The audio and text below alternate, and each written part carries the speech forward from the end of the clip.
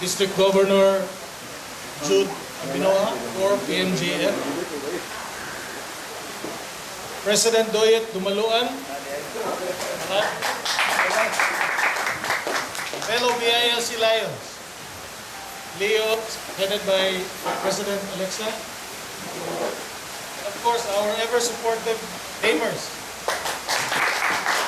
Thank you for joining our club's induction ceremony despite the situation. I am proud to have been given the opportunity to serve as president for Lion Year 2019-2020.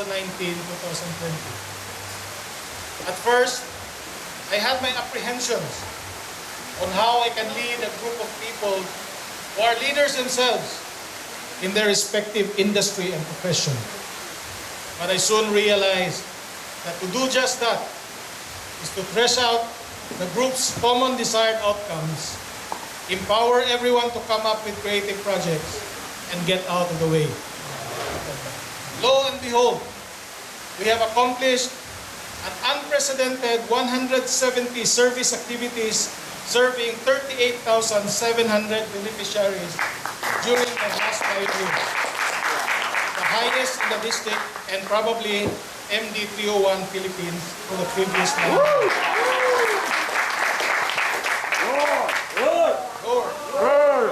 But what I am most proud of is the creativity and passion of coming up with innovative, inclusive, and sustainable projects that are out of the box. Instead of the typical run-of-the-mill, one-time coastal cleanups, we started with a BILC floating garbage catchment device that we installed at the KFC Drive and the Tagbilaran Pier. This first-of-its-kind signature project of the BILC is a more comprehensive, effective, and sustainable way of cleaning up our shorelines and can be replicated throughout Bohol and even the entire Philippine archipelago. It is also inclusive as it involves volunteer stakeholders like the local Dragon Boat Club members who spend a few minutes of their time after practice to remove the trash collected. Instead of the usual one-time, one-meal feeding program, we came up with another BILC signature project, which is the No Hungry Pupil Sustainable Feeding Program that focuses on a specific target beneficiary of over 200 pupils and involves the school PTA and local stakeholders. It has a long-term impact and is replicable to other similar schools. To be sustainable, it involves stakeholders like the local PTA and benefactors of the community. This BILC signature project was awarded by the DepEd as one of its top 3 consistent partners in Bohol.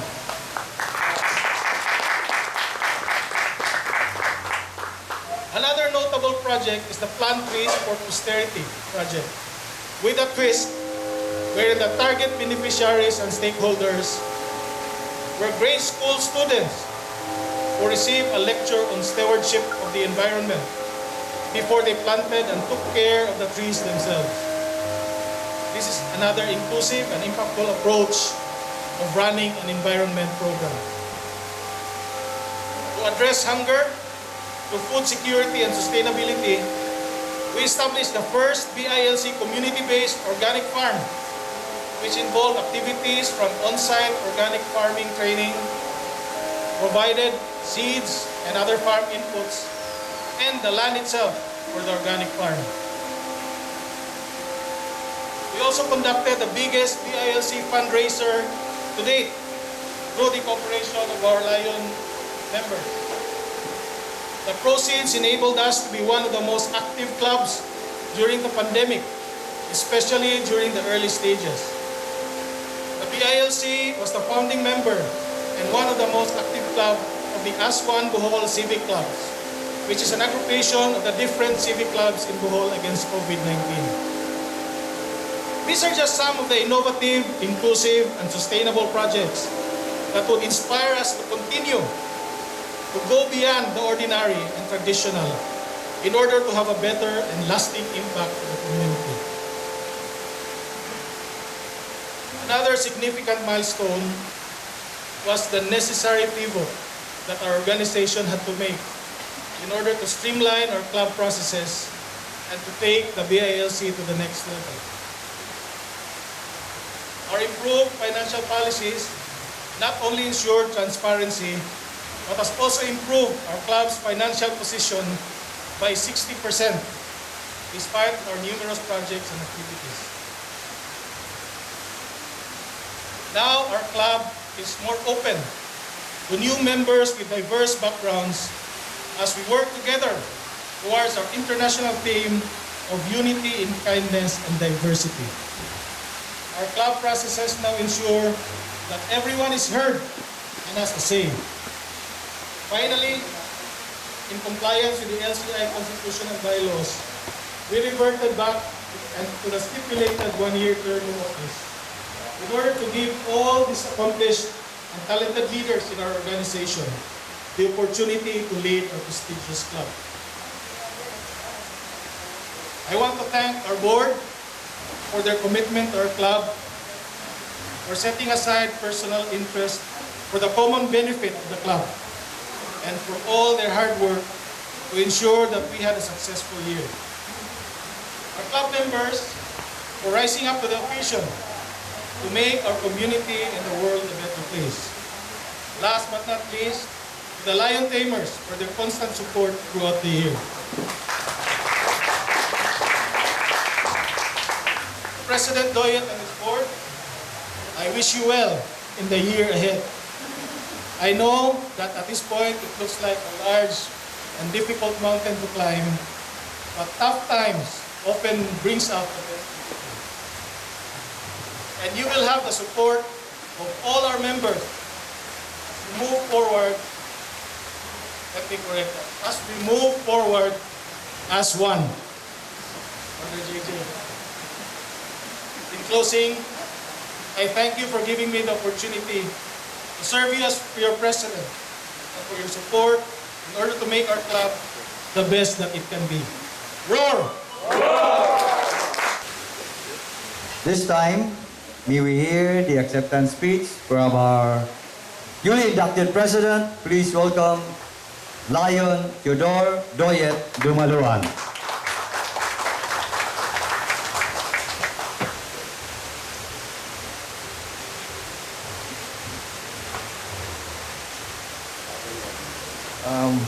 Governor Jude Abinoha, fellow Lion, especially to Lion Raymond Roldan, Lion President Alexa, Vice President Doy, Leo, guests, good evening.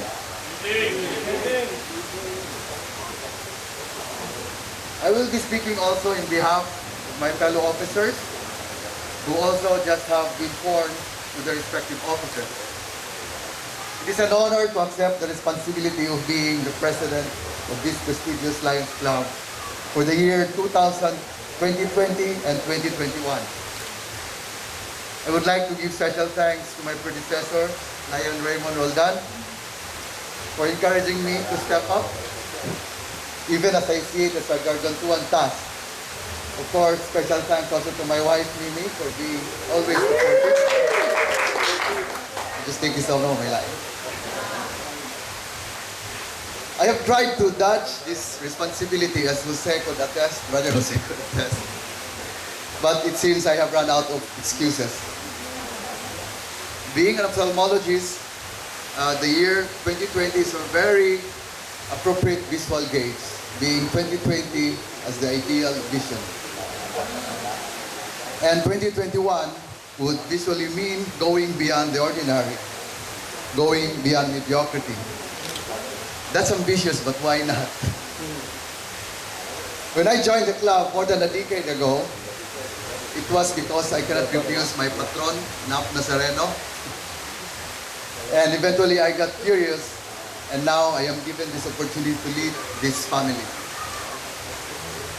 We serve is a curious Lion's motto. What do we serve? I always ask that. What do we serve? It's a challenging question. Why? Curious because We seek community problems and serve solutions. Solutions. That's what we serve. We choose noble problems that we can handle to solve and offer the solutions that can serve best the community. Each of us has a different perspective in life, and with this diversity, we can enjoy each other's vision in serving the community, because it is through service that our lives will be more meaningful. Why do we dare serve? Is yet another curious question. It is because we can. It means we have the capacity. We have the resources. It is fascinating to know that we are at the prime of our lives. It is at this stage that we have the most connections, both in government and private sectors. We, as a club, are rich in resources if we only know how to tap them. It reminds me of a Kuwaiti national who compared his country with Nigeria, saying, Nigeria has rich natural resources compared to Kuwait, but they lack one important ingredient to progress, and that is good leadership. That's what Kuwaiti have, and that put them on top. Good leadership is possible if we work together, support each other, support the club. We grow by building up on things we have learned personally and as a club. What chances do we have in failing with all you behind me, all experienced leaders? Accepting this role as the steersman of the club would be fun, because in this uncertain time, we have to adapt and innovate to lead. And how far we can go is yet to be seen. But yes, we are in unprecedented times. Who could have imagined we will be in this time of pandemic to happen in real life, not only in the movies. Movies na niya kung ma-imagine doon na, pero here we are, witnesses to what fear can do and how it has affected the macro and economic structures globally. We need to understand the fear so we can move on. What counts is the perspective we commit ourselves into. Whether it's half full or half empty attitude that we carry. We will carry on with optimism. We will surely have changes on how we infuse ideas through virtual meetings, which has become the standard. Projects, though, will have to be done face to face.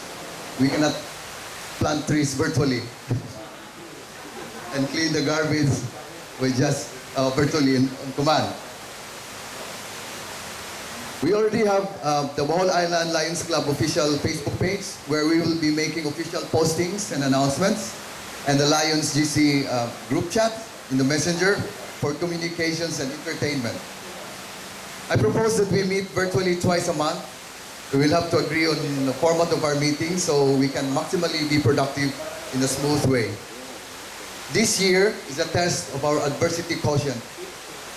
Let us be more resilient. Let us continue to be united in kindness, and in diversity we serve. Roar! Roar! Thank you very much.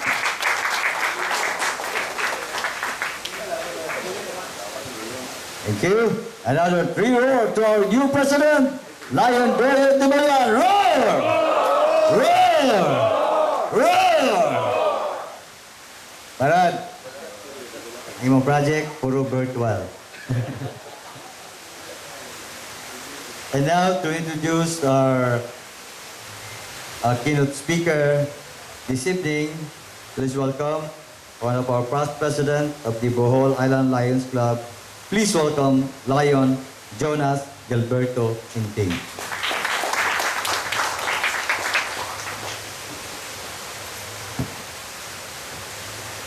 President Doyet, President Lecta, Brother Lions, Famers, ladies and gentlemen, good evening. May gabi sa tanan.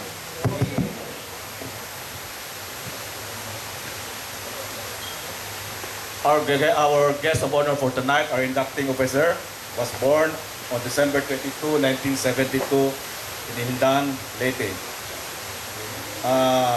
He finished his elementary at Hindang Central Elementary School, then his high school at Experimental Rural High School, Visayas State University, formerly Visca in Baybay, Leyte.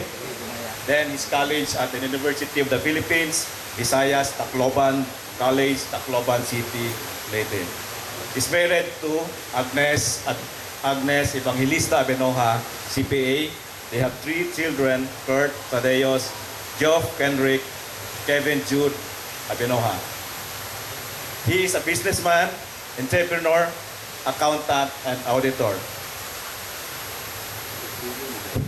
He has worked as a senior auditor at Saisep Gores, Vilayo and Company in Makati, served as finance and accounting manager, and also as finance and accounting consultant at Cal Energy International, also in Makati and in Nebraska, Omaha, USA.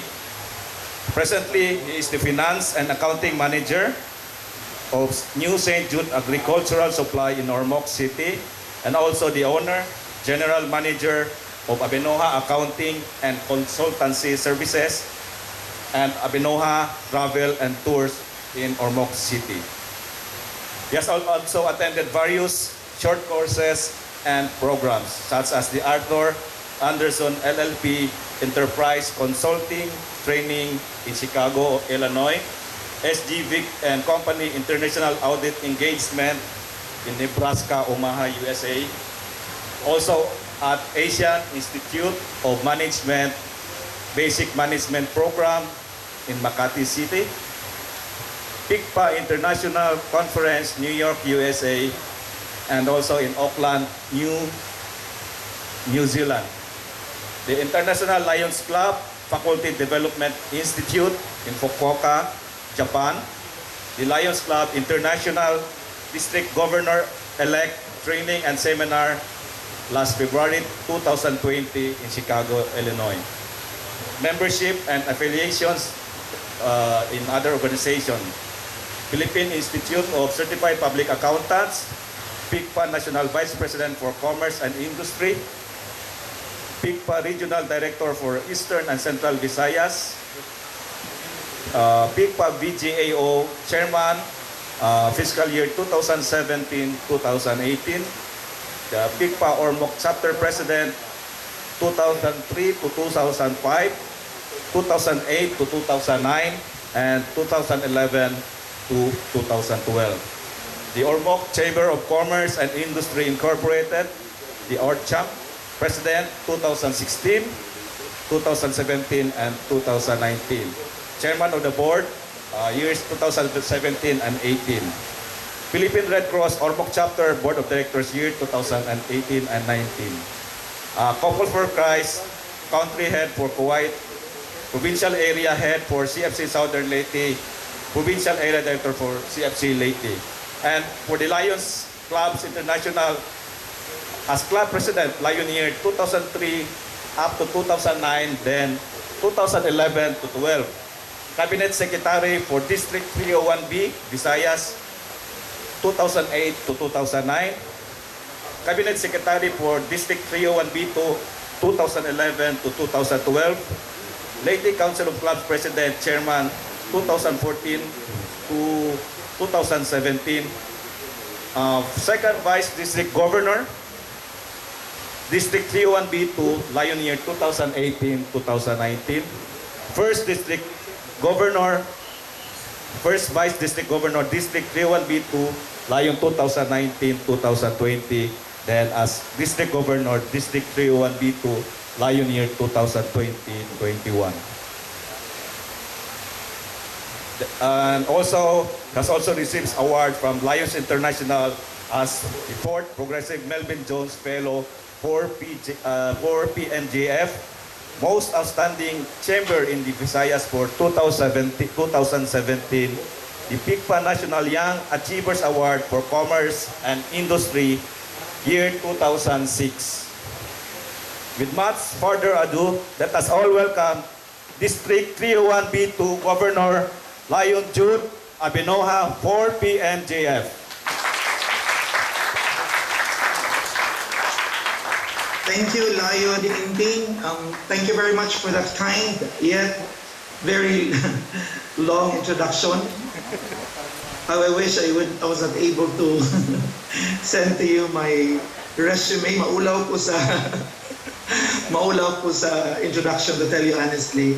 But anyways, how I wish I could hear you right there, but I have a hard time hearing you, especially in the venue right now. So I'm really trying my best to at least grasp the things that were mentioned earlier, except for probably kaganihan ni Leo outgoing President Angela Lechago nga makadungog ibo sa speech. But to tell you honestly, I don't know if it has something to do with the line-in audio, but I could hardly hear the speeches. But with that limitation, I would like to start my speech with a good note that I'm very happy and very inspired that you have invited me to be your inducting officer and keynote speaker for this evening's 23rd induction ceremonies of the Bohol Island Lions Club and Leo Club. But I give my highest respect, of course, to the just inducted club president, Lion Theodore Dumaluan, and of course his outgoing or the immediate past president, club president, Lion Raymond Roldan. I would probably give my thoughts on the messages that he shared earlier based on the things that I heard. I would like also to give my respect to the outgoing or the immediate past president of Leo, Angela Marie Lichago, and of course to the just recently inducted Leo president, if I hear it right, Leo Alexa Escalona. And of course, sa tanan, I would give my due respect to our past district governor, Jerry Lim, and First Lady, what's this, Juby Lim. If they're around, give my best regards to them. I could hardly see them right there. But the message that I'm going to convey right now, I have prepared a speech, but based on the limitations that I have right now, I specifically would like to share a very beautiful line which I've been sharing to all of us, or probably in most of my speeches in the past. And I would like to start this by quoting a very dear, beautiful line to me. For a sacrifice to be real must cost, must hurt, and must empty ourselves. Why did I start this one? I am not planning to share this one, but with the interest of time kaganiha, while I was waiting for everyone to join me, of course, in the induction, I happened to had a very good chit-chat and the conversation with Dr. Angelito Lichago here, who happens to be online. And I was so moved and I was inspired. And I would like to honor majority of the members of, or there are a lot of members of the Bohol Lions or the Bohol Island Lions Club who are doctors or frontliners, because I myself is also a member of the task force in Ormoc City. And I give this message to all of you, the frontliners. Please accept my deepest thanks and gratefulness to all of you for sacrificing and for setting aside all the interests that we have for us to live and for us to survive. So that's why I'm very inspired right now to share that very beautiful line that I shared. For a sacrifice to be real must cost, must hurt, and must empty ourselves. And it's pretty close to our theme this year, which is united in kindness and diversity. Truly enough, we should embrace all the poverty, the problems, the concerns, the anxieties due to the COVID-19 pandemic. But here we are, despite the many challenges, we're here gathered. We're trying our best to be inspired by each and every one here present. And God knows, when I entered the virtual stage kaganiha, I happened to have a chance to meet or to personally or virtually meet Dr. Angelito Lichago. And I had probably a 15 to 30 minute discussion with him about the concerns of COVID. And this brings me to mind how we could move on, how we could probably give our best as Lions, as Lion members, despite this pandemic. Correct me if I'm wrong, if I hear it correctly kaganiha, a glimpse probably the speech of the immediate past club president, Roldan, when he shared about service hours and service beneficiaries. Despite the problems that you encountered, you are one of the best of the district. And I'm expecting that during my term. I'm very honored and I'm so inspired by his speech. How I wish I could have, heard all the things that he mentioned as he shared to all of us his valedictory address. In fact, I overheard as well the awards. Correct me if I'm wrong, if I did it here right, that you also received DepEd awards in Bohol. This is something that is a great manifestation that we as probably doctors, Lions, or simple things as businessmen or housewives or probably just a simple Lion member, we could really make a difference. The theme and our motto, which is we serve. And that brings me to mind a very dear line, which I would like also to share to you. And I would like to quote, "We Lions, we serve and we roar." And this line, I would like to aptly share it to you. And this goes this way. A life not lived for others is not a life. Do you believe that, Lion members, Lion officers? A life not lived for others is not a life. That's even the reason why we risk our lives, doctors, nurses, Lion members, or each one of us here, we're taking and we risk our lives to help Filipinos, to help frontliners, LGUs, cities, the different facets of our lives. Because a life is meaningless without helping other people. I'm so inspired as well with a message, of course, how I wish I would have heard the great message of our club president, Tidor Dumaluan, but I could hardly hear it. But I partly heard his message that we should be productive. We should be productive despite the COVID-19 pandemic. Though I haven't heard your plans immediately, but in my heart, the deepest part of my heart, I could feel that you are very passionate, that you are very looking forward to making a difference, not just in the Bohol Lions clubs and your constituents there, but also the district, the Philippines, and the entire world. I would like to quote as well, we would like to be reminded that our President, Dr. Jong Yo Choi, conveys to all of us with his message through his international theme, United in Kindness and Diversity. And he emphasized, and I would like to quote, the new global challenges have emerged, impacting our everyday lives with kindness, passion, conviction, lifting up others through diversity of service.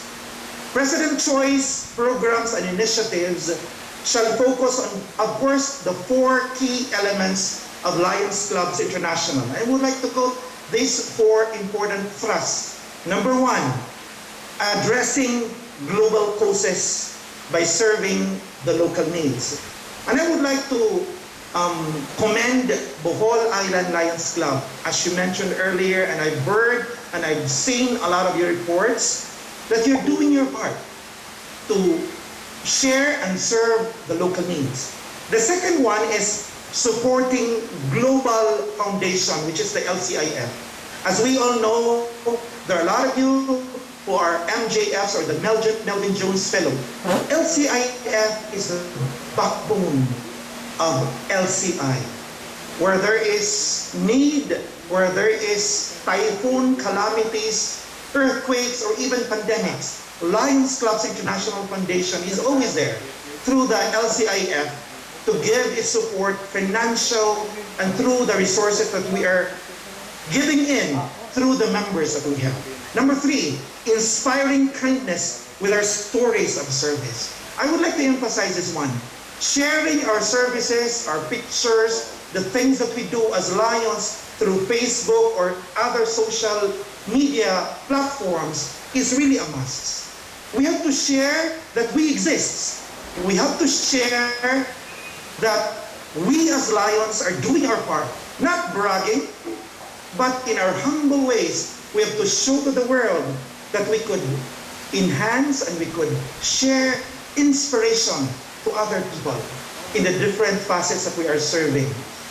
Whether we are doctors, nurses, linemen, or simple as wives or husbands, we could really make a difference, and we should tell our stories.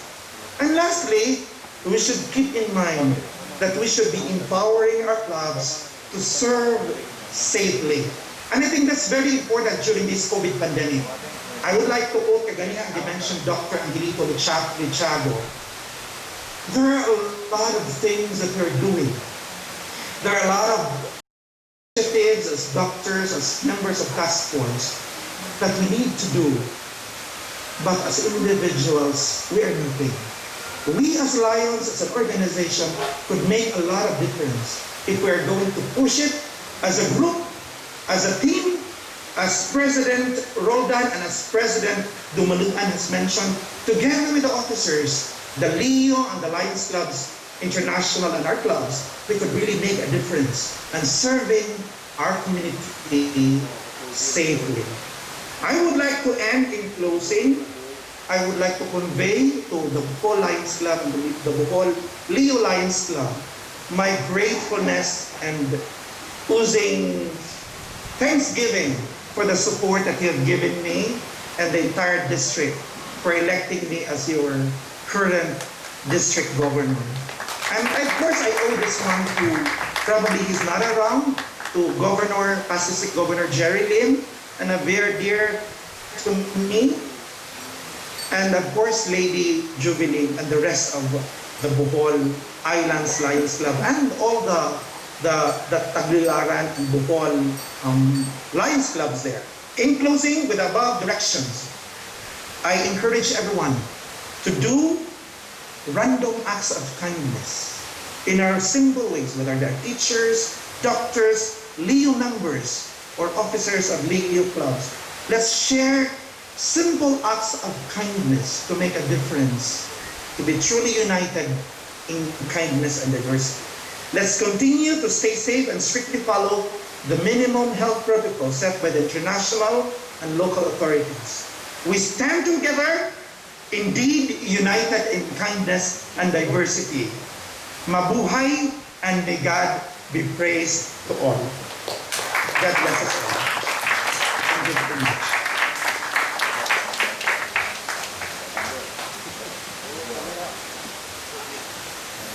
Thank you so much. Let's give 3 roars to our District Governor, Jude Abinoa. Roar! Roar! Roar! Roar! Roar! Thank you, kayo, Gov.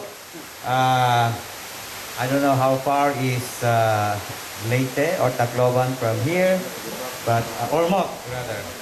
I'm just a neighbor of Tacloban, Ormoc. How I wish, Gov, that you could have joined us tonight, but your message is really timely and really encourages us in spite of these very abnormal times. I think everybody is suffering right now, not only us, but I think there are less fortunate brothers and sisters of ours who are suffering more than what we are experiencing right now. I think the Lions could fill it up the gap through our president, Brother Doyet Dubaluan, will be giving away his sample for our patients.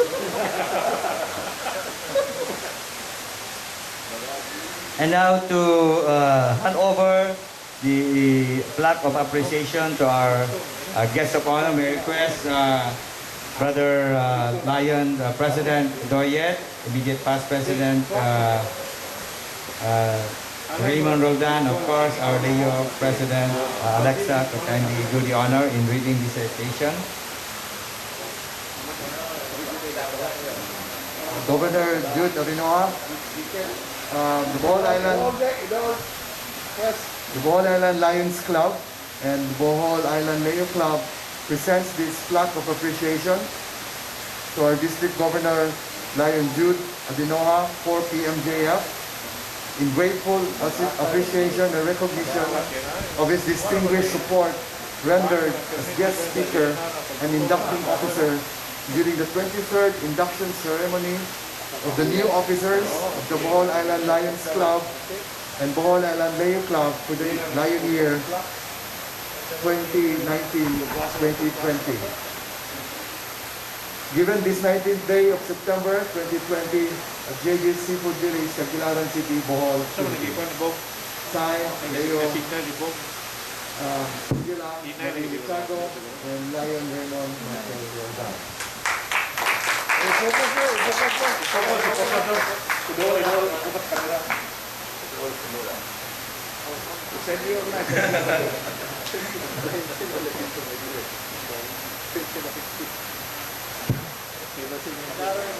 Padala na ako.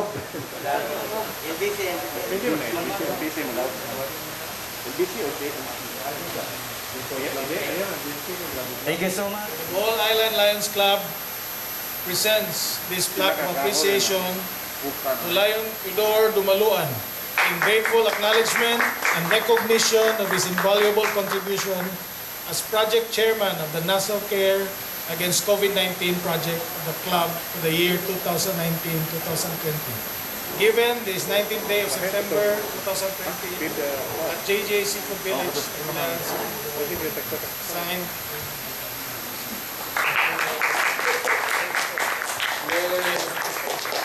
Thank you.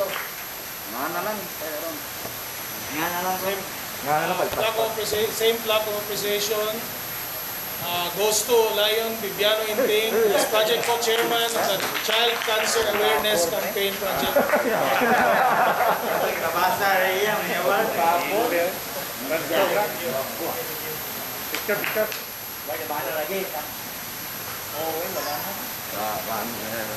Same plaque of appreciation for Lion Unides Borja, as project chairman of the BILC Raffle Fundraiser Project.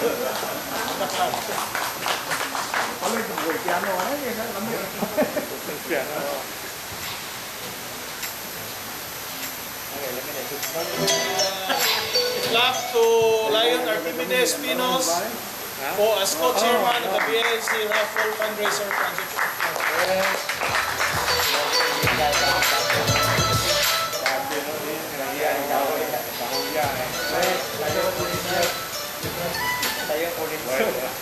This plaque of appreciation goes to Lion Tudor Dumaluan as project chairman of the deployment and maintenance of the floating garbage collection device.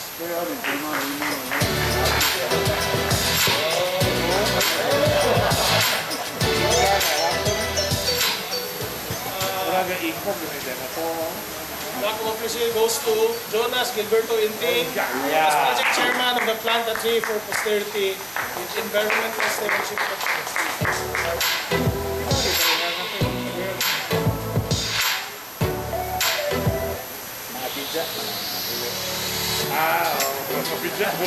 Plaque of appreciation goes to Jose Balbino Lospo as project co-chairman of the Plant a Tree for Posterity with Environmental Conservation.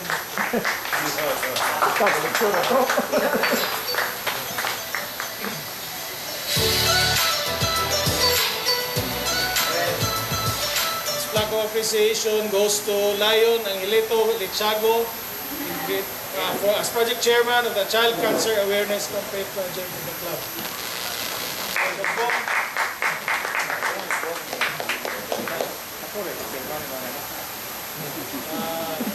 Plaque of appreciation goes to Pidor Dumaluan, project chairman of the Glaucoma Screening Project.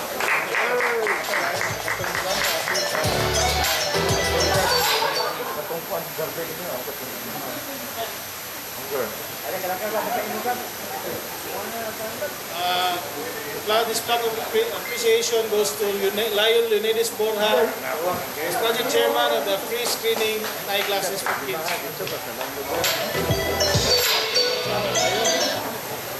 Chairman. Ang chairman goes to Lion Ryan Patrolia as project chairman of the free screening and eyeglasses for kids.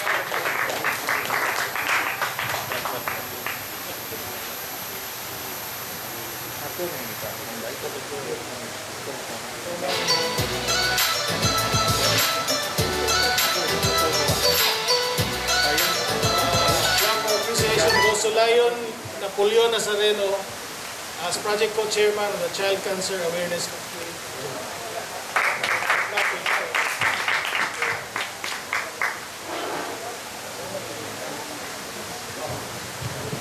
Plaque of appreciation goes to Lion Theodore Dumaluan as project chairman of the No Hungry Pupil Sustainable Feeding Program.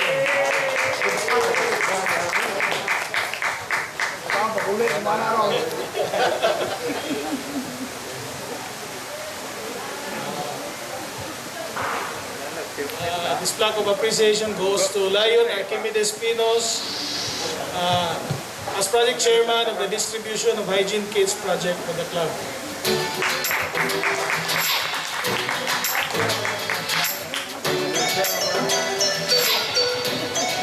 I would also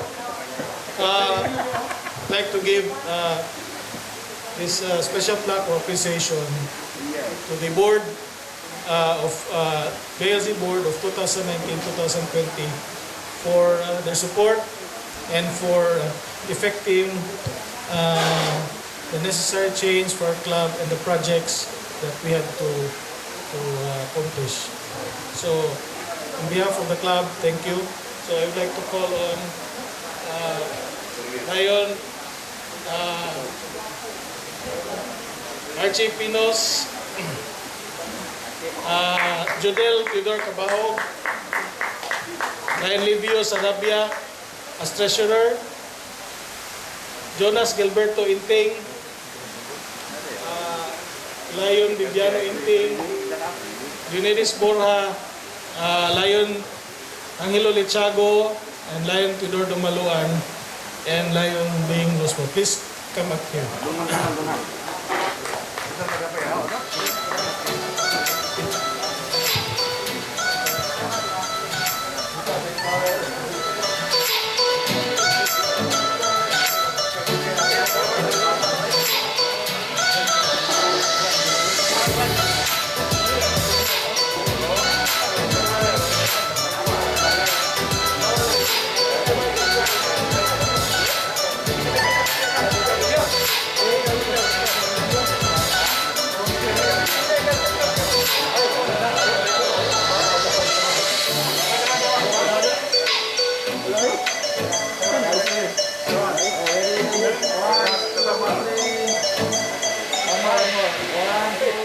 Ako nagpasalamat nga nakita ta dugay-dugay na gyud. Bigyan pa sa pandemic. Dugay na kayo din, no? O mahinaot ko nga karon tuiga maka-overpass ang tata. Mapangayon na to sa Ginoo nga buhay patagi hapon karon tuiga sa sunod tuig pagyud, no?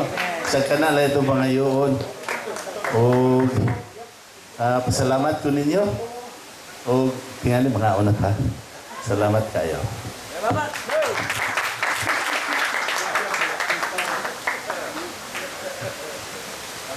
Actually, before June, we started the program, June, ningon siya nga, unsa ano ko pag-closing doy, yang tagon ko no si Joe, yang Joe Si Joe Tambe siya. Joe, pamaungan ng suga kay closing na ta. No? Manira na kurot tindahan. Thank you, Brother June Catosa, our Vice President of the Bohol Island Lions Club.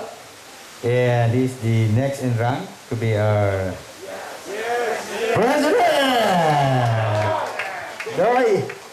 Maragin ni ka-presidente ni Doy, maragin kaniwang ni Manny nga ito. Problema sa itong club, itaw. Joke na. So, asa na, we'll proceed now to the, before we have dinner tonight, we will have a group photo opportunity. Saan ito niya? With the Lions. Request kinsa baka arrange na ito ano everybody please. Mas niya pagwan, way mas, pinig-picture na way mas niya, throwback ha, throwback. Throwback.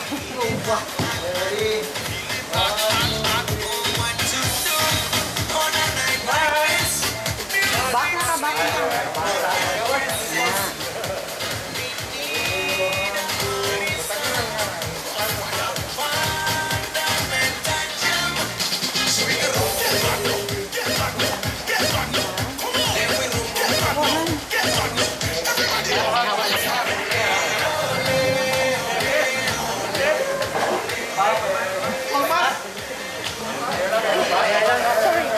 Ma-issue na. Okay, mabasta. Okay. Thank you so much, Brother Lions.